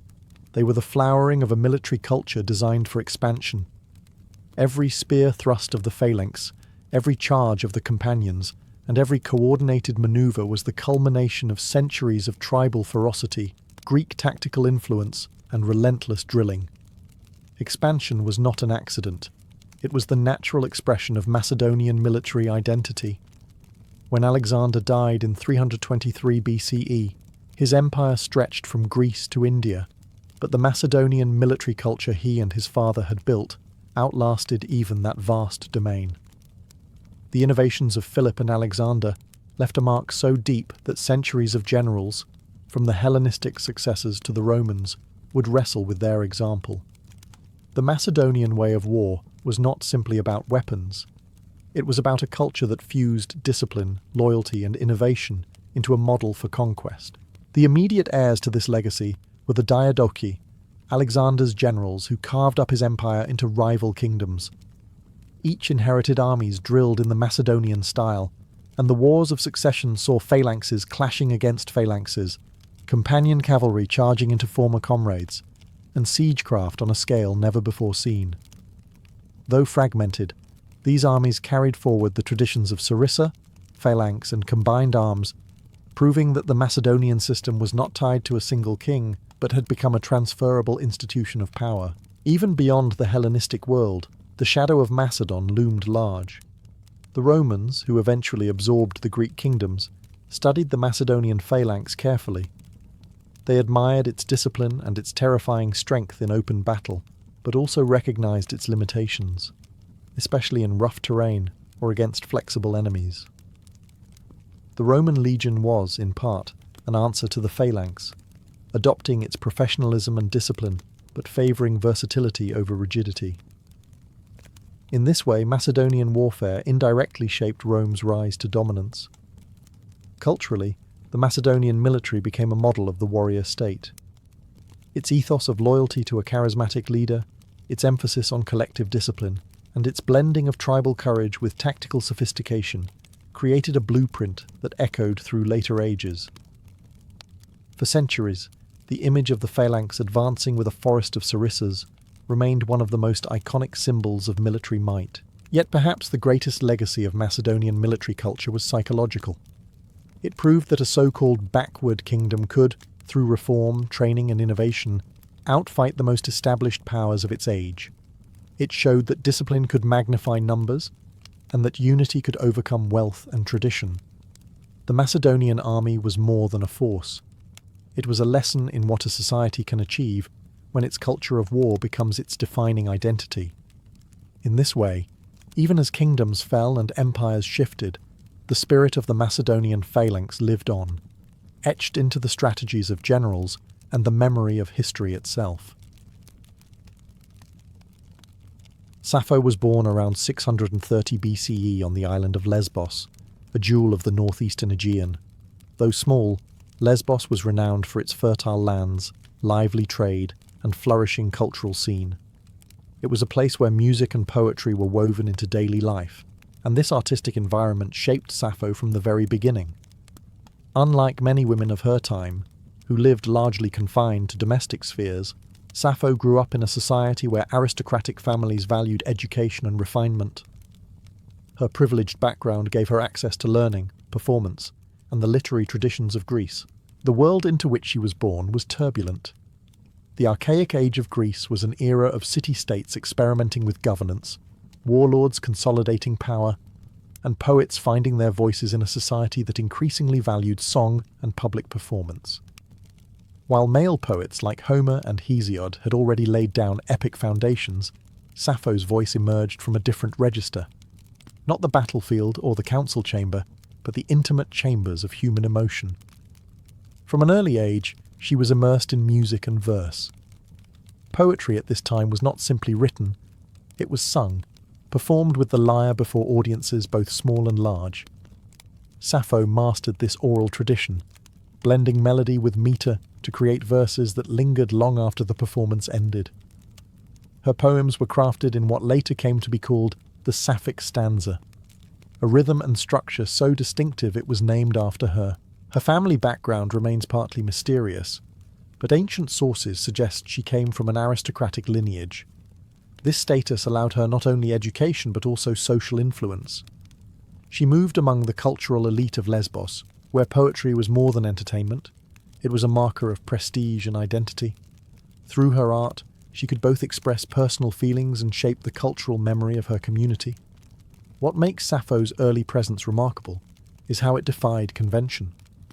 While men dominated the poetic canon, her voice carved out a space for female experience. She wrote not of kings or gods in lofty grandeur, but of love, jealousy, longing, and the piercing vulnerability of desire. Even in a world that often dismissed women's words, Sappho's verses resonated so powerfully that they earned her lasting fame. Thus, from her beginnings on Lesbos, Sappho was already set apart. A woman whose poetry offered not only beauty but a new way of seeing the human heart. Sappho's fame was not built on solitary genius alone. It thrived within the intimate community she cultivated on Lesbos. Ancient accounts describe her as the centre of a circle of young women, companions and pupils, who gathered to learn poetry, music, and refined culture under her guidance. In an age when women's voices were often muted, this circle was extraordinary. A space where female experience, emotion, and artistry could be expressed freely. The gatherings were both educational and artistic. Sappho taught her companions how to sing, dance, and compose verse to the lyre. These activities were not mere leisure.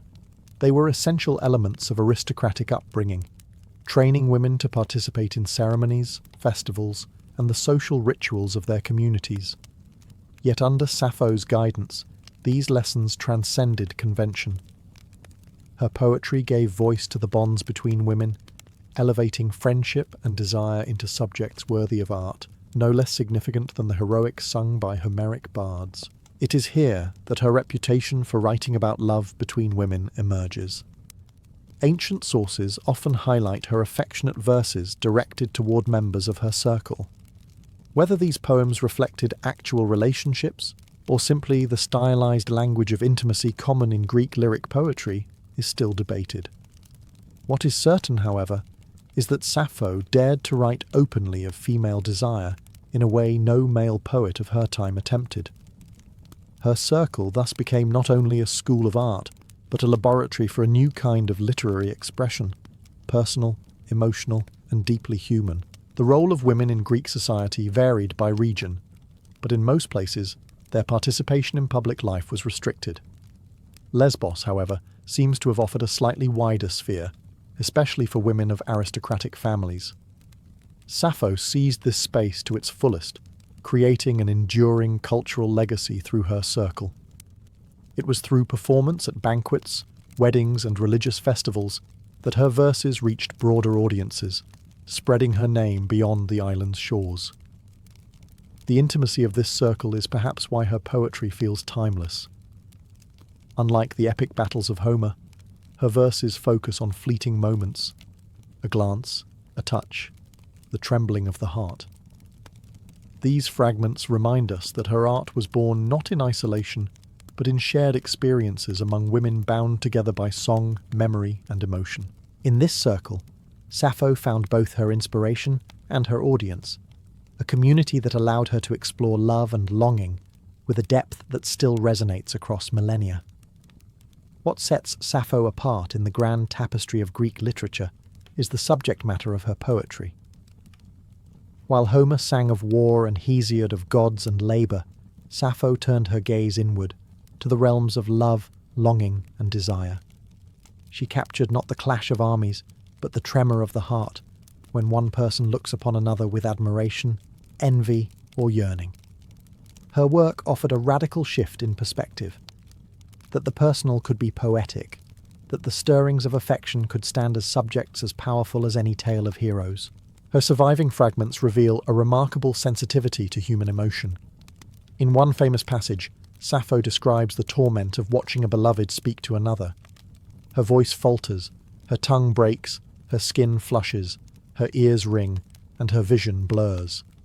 This is not divine myth, but the raw physicality of desire, universal, relatable, and painfully human. Even stripped of context, her words pulse with immediacy, allowing readers across millennia to feel what she felt.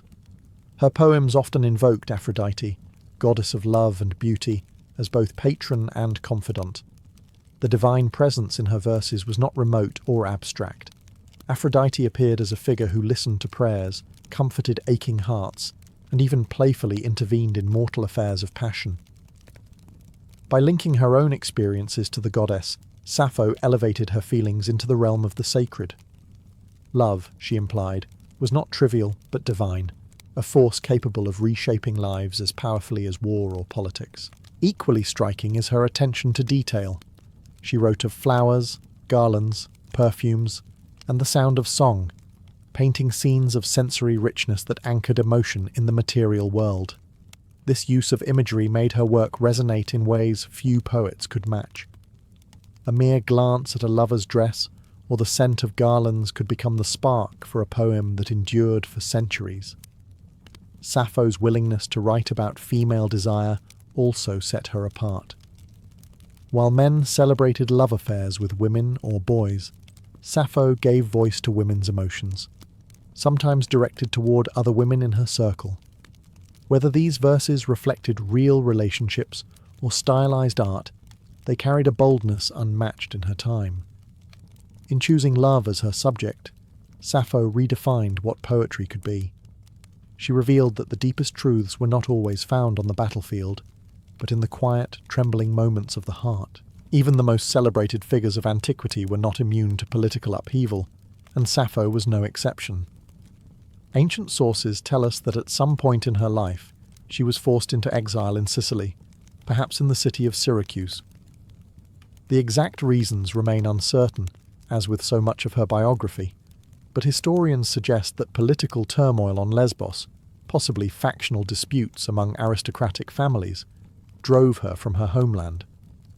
Exile was not uncommon in the turbulent world of archaic Greece, but for a poet whose verses were so deeply rooted in community and intimacy, such displacement must have been a profound wound. Her exile highlights a paradox of her life. On one hand, she was a woman whose art was cherished, performed, and celebrated. On the other, she was vulnerable to the same instability that swept away nobles and commoners alike. To leave Lesbos was to be severed from her circle of companions, the very heart of her inspiration. In her surviving fragments, we catch echoes of this loss, lines that speak of longing for home, of separation from beloved companions, and of the sorrow that distance brings. Though the fragments are incomplete, they carry the unmistakable tone of a poet wrestling with absence and yearning. This period also reinforced Sappho's resilience. If exile stripped her of security, it did not silence her voice. In Sicily, her reputation was such that her presence was remembered for generations. Later writers even claimed that the people of Syracuse honoured her with a statue, testimony to the reach of her fame beyond her native island.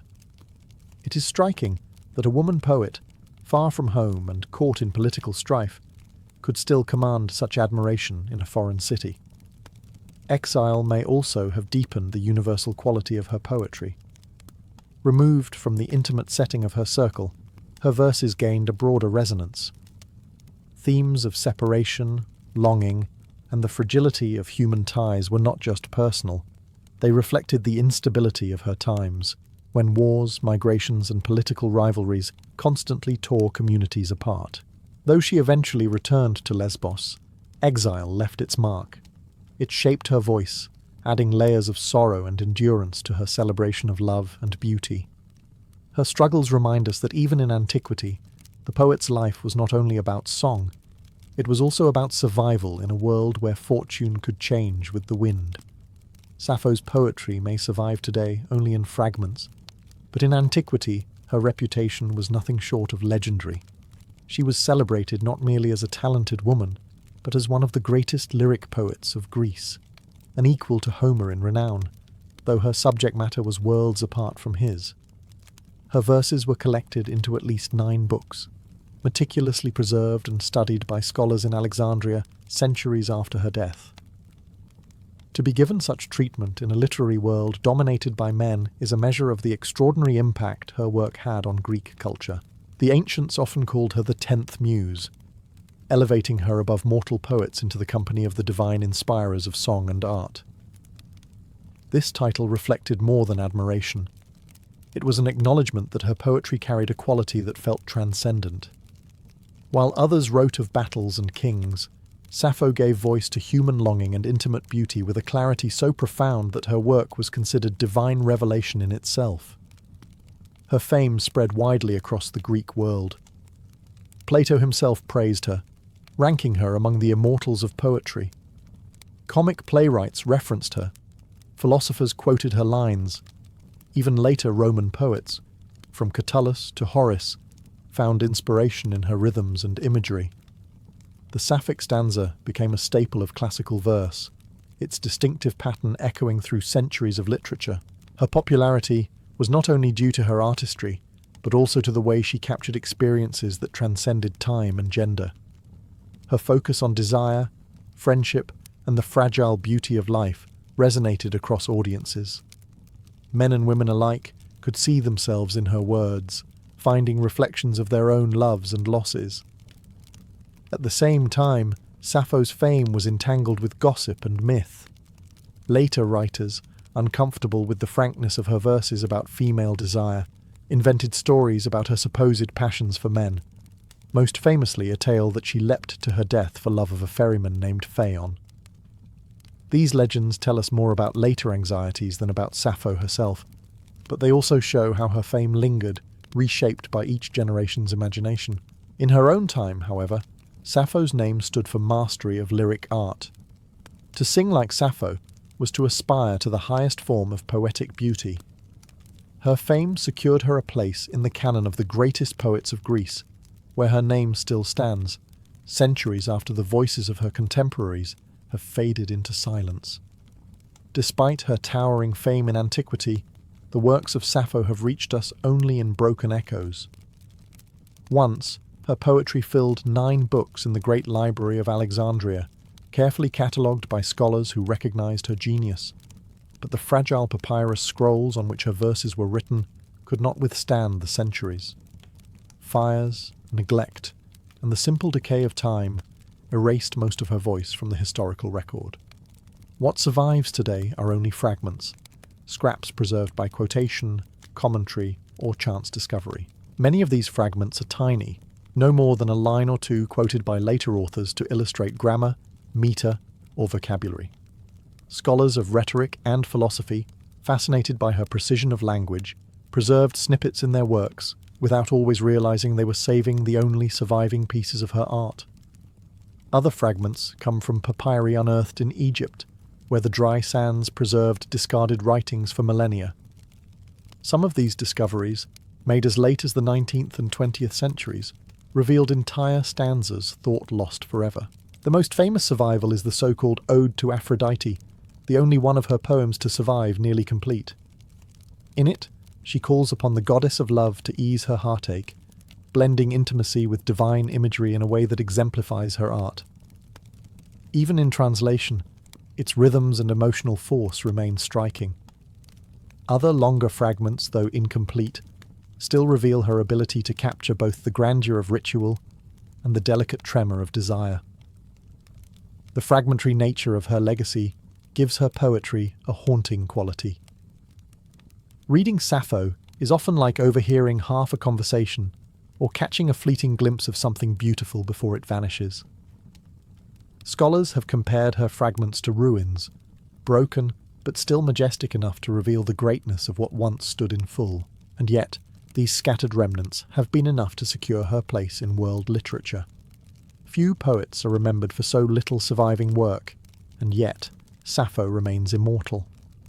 The fact that a handful of verses, written 26 centuries ago, can still stir readers today speaks to the power of her voice. If so little endures, and yet moves us, one can only imagine the brilliance of the complete corpus that once existed. Her fragmentary survival has transformed her from a poet of the archaic age into a timeless figure, half present, half absent, her words reaching us across silence, like faint music carried by the wind. Though most of Sappho's poetry has been lost, the fragments that survived and the memory of her fame shaped generations of poets who came after her. In antiquity, she was regarded not as a curiosity, a woman poet in a man's world, but as a master whose artistry transcended gender. Her verses of longing and beauty set standards for lyric poetry that echoed across Greece, Rome, and far beyond. Greek contemporaries and successors revered her openly. The lyric poet Alcaeus, also from Lesbos, exchanged verses with her, suggesting a mutual respect among poets of the island. Plato, centuries later, praised her as the 10th muse, placing her in divine company and suggesting that her poetry was a gift of inspiration equal to any hymn to the gods. In his dialogues, he quotes her lines as though they were part of the common heritage of Greek thought. The Romans, too, carried her legacy forward. Poets like Catullus and Horace studied her rhythms and imagery, adapting the Sapphic stanza into Latin verse. Catullus, in particular, imitated her intimacy and passion, weaving her style into his own love poetry. Through them, Sappho's influence seeped into the heart of Roman literature, ensuring that her voice shaped the literary traditions of the Western world long after her original works had begun to fade. Her reach did not end with antiquity. In the Renaissance, when scholars rediscovered ancient texts, Sappho's name re-emerged as a symbol of lyric genius. Her fragments inspired poets who sought to blend classical elegance with human emotion. Later, in the 19th and 20th centuries, her verses resonated with movements that sought to reclaim female voices from history. Writers and poets, particularly women, looked to Sappho as both inspiration and proof that female artistry had deep roots stretching back to the ancient world. The influence of Sappho is not just technical, her meter, imagery, and structure, but emotional. She demonstrated that poetry could capture the immediacy of love and loss, the shiver of desire, and the fragility of beauty. Later poets, who dared to focus on the personal, from the Romantics to modern lyricists, followed in the path she had carved. Thus, though her words survive only in fragments, her influence is whole. Sappho is part of the invisible scaffolding of world literature, a voice that poets across centuries have heard, even if only in echoes. Her legacy is proof that art does not vanish with time. It transforms, inspiring anew in every age. One of the most profound aspects of Sappho's legacy is the way her poetry speaks to female identity, in a world where women's voices were seldom heard. In archaic Greece, women were largely excluded from public life, their roles defined by domestic responsibilities and arranged marriages. Yet Sappho's verses broke through these confines, offering a glimpse into women's experiences, desires, and inner lives. She showed that the female perspective was not only valid, but also capable of producing some of the most enduring poetry of the ancient world. Her focus on love between women has made her an enduring figure in discussions of gender and sexuality. While male poets often wrote of desire directed toward boys or women from a distanced perspective, Sappho's verses brought a startling intimacy to the subject. She described the sensation of longing, the pang of jealousy, and the thrill of beauty with immediacy that made her readers, ancient and modern, feel as though they were overhearing a personal confession. This was revolutionary, to suggest that women's emotions and relationships were as worthy of art as any heroic battle. Later generations often struggled with this aspect of her work. Some ancient commentators attempted to downplay or erase the female-centered nature of her poetry, inventing tales of her passion for men to explain her verses. Yet despite these distortions, her identity as a poet who wrote powerfully about women's experiences endured. In modern times, this has made her a symbol of queer history, celebrated for giving voice to female desire in a way that transcends centuries of silence. Beyond sexuality, Sappho also reshaped what it meant to be a female artist. She proved that poetry was not only the domain of men, and that women could not only participate, but excel at the highest levels. Her work stands as a rare survival of a female perspective from antiquity, a reminder that even in societies where women were marginalized, they still found ways to create, to teach, and to leave lasting marks on culture. In Sappho's hands, female identity was not confined to silence or invisibility. It was expressed in song, in longing, in beauty, and in fragments that still speak today. Her poetry reminds us that the human heart, whether ancient or modern, male or female, beats with the same rhythms of desire and vulnerability. Sappho's voice, though preserved only in fragments, continues to echo across time. Few figures from antiquity embody the paradox of presence and absence as vividly as she does. On one hand, she was hailed as the 10th muse, praised by Plato, imitated by Roman poets, and canonized in the great library of Alexandria. On the other, the majority of her poetry has been lost, leaving us with incomplete verses, shattered pieces of a once great whole. And yet, even these fragments carry such power that they have secured her immortality. Her legacy is threefold: literary, cultural, and personal. Literarily, she reshaped the very boundaries of Greek poetry. By focusing on the intimate rather than the epic, she proved that the emotions of the heart could inspire works as lasting as tales of gods and heroes. This redefinition influenced generations of poets, from Catullus to Emily Dickinson, who drew from her style of lyric intensity. Culturally, she became a symbol whose meaning shifted across centuries. In antiquity, she was revered as the pinnacle of lyric poetry. In the Middle Ages, her reputation was clouded by rumour and misinterpretation, as later commentators struggled with her frank depictions of desire. In the modern era, she has been rediscovered as both a queer icon and a feminist precursor, her verses celebrated for voicing experiences that patriarchal traditions sought to suppress. Every age has found something new in Sappho, adapting her to its own struggles and aspirations. On a personal level, her fragments still move readers because they are raw, vulnerable, and timeless.